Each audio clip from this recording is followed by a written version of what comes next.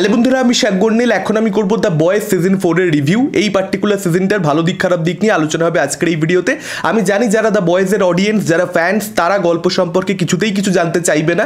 আমি আপনাদেরকে স্লাইটের ধারণা সিজন 4 এর গল্প সম্পর্কে দেবো না, কিন্তু যারা একেবারে নতুন দর্শক এখন আমার ভিডিও দেখছেন তাদের জন্য বলে রাখি, দ্য বয়েজের 3টে সিজনের আগে রয়েছে, সেটা আপনাদেরকে দেখতে হবে। তার সঙ্গে সঙ্গে একটা স্পিন অফ সিরিজ রয়েছে জেন ভি, সেটাও দেখতে হবে। তবে গিয়েই দ্য বয়েজ সিজন 4টা আপনারা চাইলে দেখতে পারেন। এই সিরিজটা সাবজেক্ট সম্পর্কে সামান্য ধারণা যদি আমি আপনাদেরকে দিতে চাই, সুপার হিরোরা যদি রিয়েলিটিতে এক্সিস্ট করতো, মানে আসল দুনিয়ায় যদি তাদের অস্তিত্ব থাকতো, সেক্ষেত্রে তারা তাদের সুপার পাওয়ার নিজেদের স্বার্থের জন্য ব্যবহার করতো, সাধারণ মানুষের ভালাইয়ের জন্য ব্যবহার কখনোই করতো না। এবার যদি তারা নিজেদের স্বার্থের জন্য নিজেদের সুপার পাওয়ার ইউজ করে, সেক্ষেত্রে দুনিয়া একেবারে রসাতলে যেতে পারে এবং জাহান্নামে পৌঁছে যেতে পারে। সেটা কি এক্সপ্লোর করবার চেষ্টা করে দ্য বয়েজ এই সিরিজটা। এবং সেই সুপার হিরোরা যখন দুনিয়াকে একেবারে জাহান্নামে পাঠিয়ে দিচ্ছে, তাদের এগেনস্টে লড়বার চেষ্টা করছে দ্য বয়েজ নামের একটা গ্রুপ, কিছু মানুষের একটা দল। এবার তারা সেটাতে জয়লাভ করে, সুপার হিরোদেরকে হারাতে পারে কি পারে না, যাবতীয় জানতে গেলে আপনাদেরকে এই dark comedy scifi action thriller সিরিজটা দেখতে হবে, যেটা 4টে সিজন অলরেডি মুক্তি পেয়ে গেছে। 4th সিজনের গ্র্যান্ড ফিনালেটা আজকে মুক্তি পেয়েছে। দ্য বয়েজের বিশ্বজুড়ে যত ফ্যান্স রয়েছে, তাদের মধ্যে অধিকাংশরাই আমি দেখতে পাচ্ছি খুব একটা খুশি নয় দ্য বয়েজের সিজন 4 নিয়ে, যেহেতু প্রত্যেক সপ্তাহে একটা করে এপিসোড মুক্তি পেয়েছে, যে কারণে মানুষ আলোচনা সমালোচনা করবার টাইমও পেয়েছে। তাদের বক্তব্য দ্য বয়েজের মেকাররা কোথাও একটা ওক হয়ে গেছে, জোর করে কোনো ক্যারেক্টারকে হয়তো গিয়ে দেখিয়ে দিচ্ছে, যেটা একেবারেই অডিয়েন্স পছন্দ করছে না। দ্য বয়েজের ফ্যান্সরাই বিষয়টাকে রিজেক্ট করে দিচ্ছে। একটা সম্পর্ককে একরকমভাবে 3টে সিজন অবধি দেখানো হয়েছে, তারপর 4th সিজনে গিয়ে সেই সম্পর্কটাকে নিয়ে যেহেতু মেকাররা কাটাছেড়া করেছে, অডিয়েন্স ফ্যান্সরা সেটা দেখতে একেবারে পছন্দ করছে না।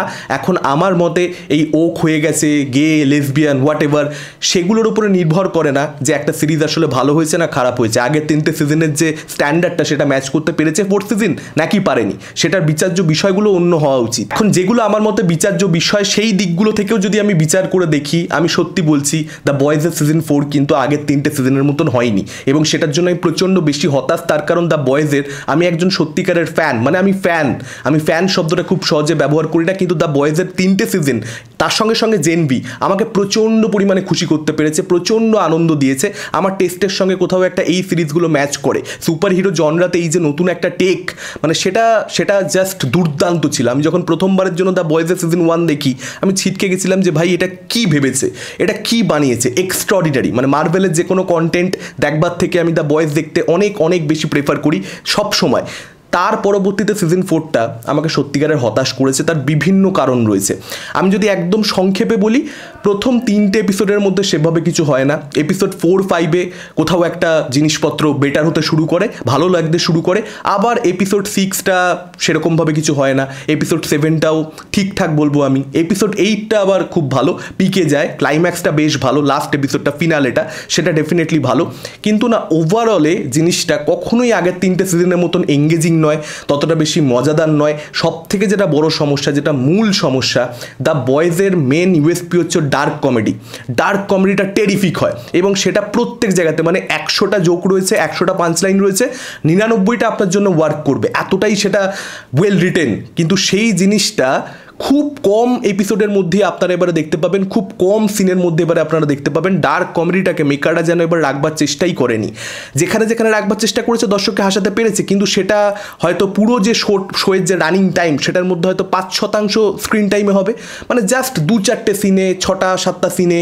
এবার এত বড় একটা সিরিজ, 1 ঘন্টা 5 মিনিট, 1 ঘন্টা 7 মিনিট করে 8টা এপিসোড, সেখানে যদি এই 5-6টা-7টা সিনে হাসির জায়গা থাকে, মানে আমরা তো দ্য বয়েজ থেকে সেটা এক্সপেক্ট করি না, আমরা অনেক অনেক বেশি হিউমার এক্সপেক্ট করি। তো সেটা খুব হতাশ করেছে আমাকে। আগের 3টে সিজন যারা ডিরেক্ট করেছে, 4th সিজনে তারা না ডিরেক্টর হিসেবে কাজ করেনি, এবং সেটা আমার সিরিজটা দেখতে দেখতে মনে হয়েছে যখন, যে কিছু একটা সামথিং ইজ মিসিং, কিছু একটা ক্লিক করছে না এবারে 3টে-4টে এপিসোড দেখবার পরে। তখন আমি গিয়ে ডিরেক্টরদের নাম চেক করি এবং আমি জানতে পারি যে আচ্ছা, ডিরেক্টরসরা চেঞ্জ হয়েছে। তো সেটার জন্যই এটা হয়েছে কিনা, কোয়ালিটি ল্যাক করছে কিনা আমি জানি না, কিন্তু এটা আমি নোটিস করলাম। এখন এই পার্টিকুলার সিজনটার মধ্যে যেটা মূল সমস্যা হয়েছে, মূল ন্যারেটিভ থাকে একটা মূল প্লট থাকে, তার সঙ্গে সঙ্গে সাব প্লটস থাকে। এবার মূল ন্যারেটিভে যে ইভেন্টসগুলো ঘটছে, সেটা ইনভেস্টিগেশন আর হোয়াট এভার, সেই ইভেন্টসগুলো না অত বেশি ইন্টারেস্টিং নয়, বা সেই ইভেন্টসগুলোর মধ্যে কোনো ফ্রেশনেস নেই। সেটার মধ্যে একটা টিপিক্যাল ব্যাপার আছে, একটা রেগুলার ব্যাপার আছে। এরকমটা আমরা দ্য বয়েজের আগের 3টে সিজনে বহুবার দেখে ফেলেছি।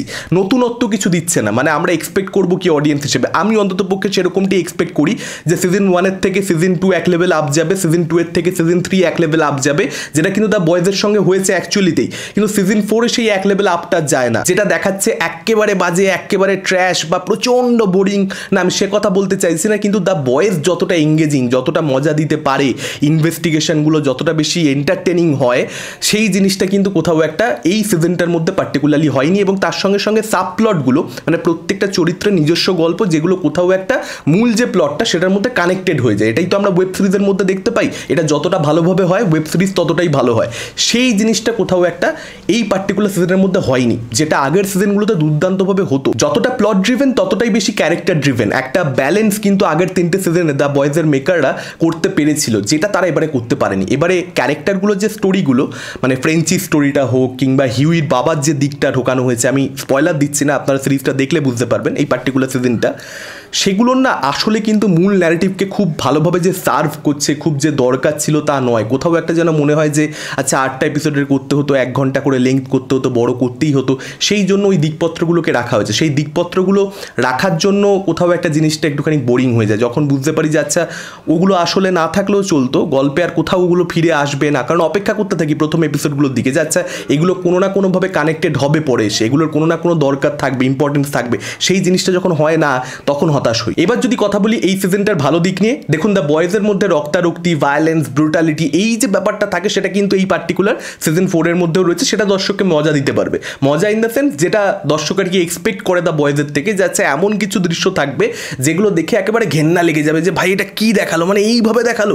তো সেই ব্যাপারটা কিন্তু এই পার্টিকুলার সিজনের মধ্যেও রয়েছে, সেই ডার্ক ব্যাপারটাকে মেনটেন করা হয়েছে।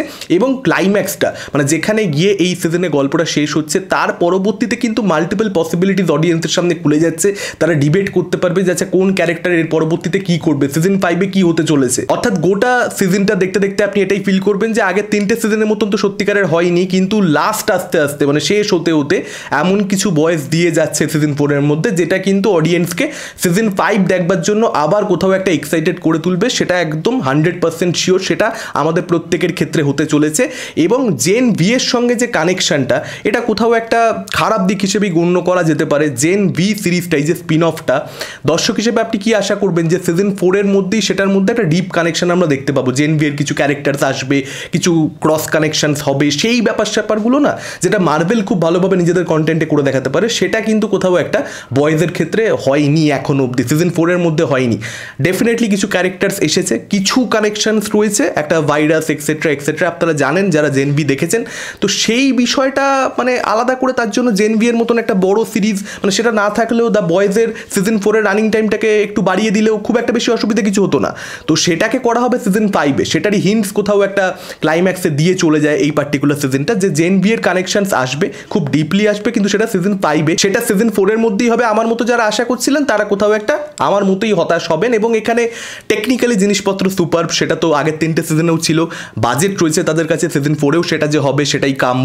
তো সেটা ডেফিনেটলি একটা পজিটিভ দিক, প্রোডাকশন ভ্যালু রয়েছে।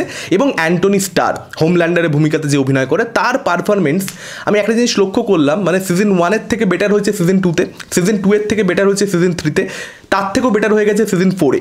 যত ক্যারেক্টারটা এই অভিনেতা প্লে করেছেন তত বেশি আত্মস্থ করে তুলেছেন। অ্যান্টনি স্টার হোমল্যান্ডার ক্যারেক্টারটাকে জাস্ট নেক্সট লেভেলে নিজের পারফরমেন্স দিয়ে নিয়ে চলে যাচ্ছে এই পার্টিকুলার সিজনটার মধ্যে। সম্ভবত এপিসোড 4-এ একটা সিন আছে যেখানে হোমল্যান্ডার মাস্টারবেড করতে বলে একজনকে, এবং সেখানে তারপর যা তাবাহি হয়, মানে সেই জায়গাটা আপনারা খালি দেখবেন, সেই জায়গাটা মানে ওই পার্টিকুলার সিকোয়েন্সটা ভাই ওটা ডেডলি ছিল, ওটা ডেঞ্জারাস ছিল। তার সঙ্গে সঙ্গে আর একটা সিনের কথা মনে পড়ে যাচ্ছে, যেটা এখন আপনারা স্ক্রিনে দেখতে পাচ্ছেন। আমি এর থেকে বেশি কিছু বলছি না, এই সিনটা খালি দেখবেন আপনারা, যারা দেখে ফেলেছেন তাদের কি রিয়াকশন ছিল এই সিনটার সময় সেটা কমেন্ট করে আমাদের জানাবেন। আর ছোট ছোট কিছু মোমেন্টস রয়েছে যেগুলো ভালো লেগেছে, যেমন এ ট্রেন একটা জায়গাতে ফিল করে যে ও হিরো, ও কারোর মধ্যে সেই পজিটিভ ভাইবটা দেখতে পায় যে ওকে কেউ সত্যিকারের হিরো মনে করছে, সেই জায়গাটা দারুণ ছিল। এবং আরেকটা ক্যারেক্টার রয়েছে যে চাইছে হচ্ছে যে ওকে কেউ কন্ট্রোল না করুক, ওকে নিজের মতন সিদ্ধান্ত নিতে দেয়া হোক। সেটা কোন ক্যারেক্টার আমি বলছি না, সেটা আপনারা ফিল করবেন, একদম শেষ হতে হতে বুঝে যাবেন যে কোন ক্যারেক্টারটাকে নিয়ে আমি বলছি। সেই জায়গাটাও ভালো লেগেছে যে একটা মানুষ এটাই চায় যে তাকে তার সিদ্ধান্তটা নিতে দেয়া হোক, তার উপরে কেউ কন্ট্রোল না করুক, তাকে কোনো কিছু চাপিয়ে না দেয়া হোক, সেই জায়গাটাও ভালো লেগেছে। আর যারা সিরিজটা দেখে ফেলেছেন তাদের জন্য আমি একটা প্রশ্ন রাখছি, কমেন্ট করে আমাকে জানাবেন। একদম লাস্ট এপিসোডে হিউইর ওপরে অ্যানি যে রেগে যাচ্ছে, সেটা কোনো লজিক আছে? মানে ওটা কি ভাই, কি ওম্যানগিরি, মানে ওখানে অ্যানিকে আমার কমপ্লিটলি ওম্যান মনে হয়েছে। আপনাদের মতামত অবশ্যই কমেন্ট করে জানাবেন, এবং সিজন 4টা আপনাদের কীরকম কী লেগেছে সেটাও কমেন্ট করে জানান। এমনি ভালো, আমি লাস্ট অফ অল এটাই বলবো, ভালো এমনিতে, কিন্তু আগের 3টে সিজনের মতো হয়নি। আপনাদের মতামত কি এটাই জানান আমাদের কমেন্ট করে। ভিডিওটা ভালো লাগলে লাইক করতে পারেন, শেয়ার করতে পারেন। আমাদের চ্যানেল নতুন হলে চ্যানেলটাকে অবশ্যই সাবস্ক্রাইব করতে পারেন। আজকের মতন টাটা, চোখ রাখুন পরবর্তী ভিডিওতে।